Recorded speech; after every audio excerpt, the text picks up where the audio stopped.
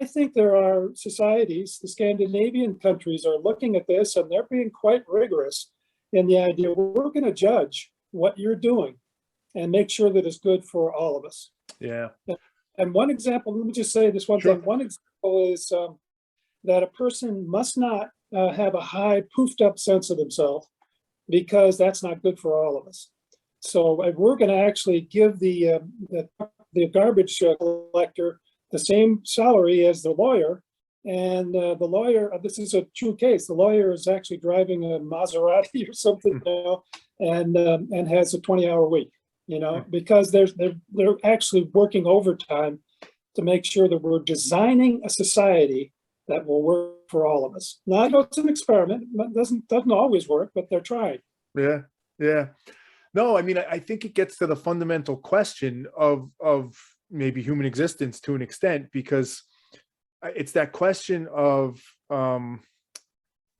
can we ever know for sure that there's a right way to do things or a wrong way to do things? And I think one of the things to look at, because even so, I guess let's start here. So take the vaccine example, which I totally get what you're saying, and obviously the sensitivity of it and all that. But somebody listening could say, well, you're making a case that sounds good, right? We should trust medicine and science. It's had a pretty good track record. This seems to be for the betterment of everybody. We should do it. And I think many people have agreed to that, right? And think that makes sense. And I'm not saying it's wrong by any means, but somebody else could look and say, well, maybe that view of science you're taking is too rosy, right? There's lots of instances where science has led us astray, right? You can think throughout human history where science has told us Black people aren't equivalent to white people. They're not as smart. There's all sorts of different things, right? We could look at the medical profession, even where mistakes they've made, drugs they've given, things they've done, all those types of things. And it's not to say like, here's the right answer on vaccines or the wrong answer, because we're not going to settle that today. But it's that point of, as soon as there's any uncertainty in it, as soon as we can't say for sure, it opens the door to say, well, maybe it's that way. And maybe it's, and to go back to somewhere you were before, I tend to think because of that, I don't know if it's the right answer, but the best answer is a free market approach. You just let it play out the way it does. And I think what you're saying is like, there's an argument to be made that no, on a societal level, free market doesn't work because human nature is going to take us to the wrong spot. Look where it's taken us. Human nature is taking us here. We have to intervene. There has to be some intervention to move away from natural human instinct and bring us to something that's better than that. Is that kind of a fair assessment? And I'm not saying that's wrong or a bad thing.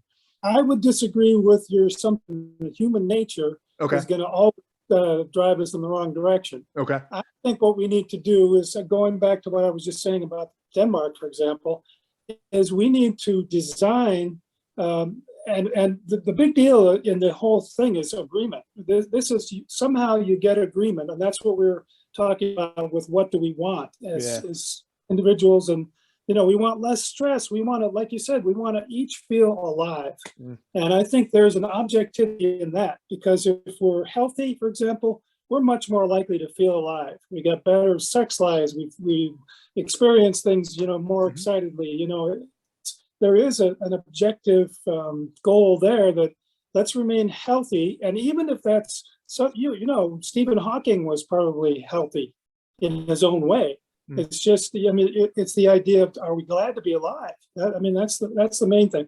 But going back to your thing about how do you judge what the right thing is, I think I'm going to go back to the idea that we have been living in groups of about 30 for most of our existence.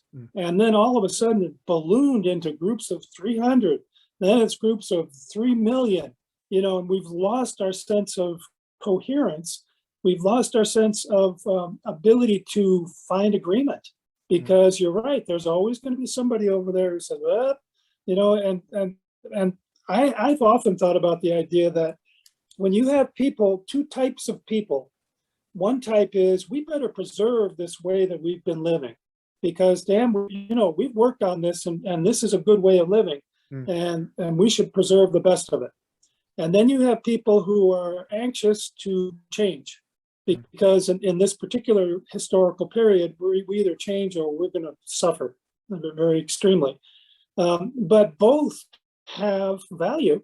Let's say if you just want to call them conservatives, the conservatives want to preserve the way it's been. The liberal thinker wants to say, Yeah, but it's that part's good, but we need to move forward and make it even better. The hippie principle, we want to make it even better. Yeah, and it's funny because that seems like if you stripped away conservative liberal, at least from where I sit, it seems like striving to be better is the right answer. Like, of course, that's what we should do. We should like the past is nice. We should learn from it, but we should strive to be better. What's funny about that, though, is I think that striving to be better oftentimes is what leads to the problems. And I mean that quite literally. And I think you would agree, because I think you spoke on some of this, like this sense that we need to constantly grow. We need to constantly improve and build upon ourselves. In many ways, that's got us to where we are today, where there are 7 billion people in the world, because we kept growing and expanding, and we kept developing the tools and the resources to allow for it. And in some ways that runs headfirst into what you're saying as to why we're in this situation we're in. We've moved away from this simple life because human nature kept pushing us to strive to be better and to grow. And that's why I say what I said before about it's almost we have to act unnaturally to fix this, because nothing intervened. Like we went from those small groups of 30. And then I would argue that this sense of like, well, let's get better, let's do more, let's keep going, pushed us to where we are today. A very natural evolution. There was no unnatural intervention, at least that I'm aware of. And that's why it makes it seem like the solution, if you will, has to be one that says, actually, we have to break from human nature. We have to approach it differently than what got us here. And that's a weird thing to think about, I think, especially for someone like you, who's more, I think, like a naturalist.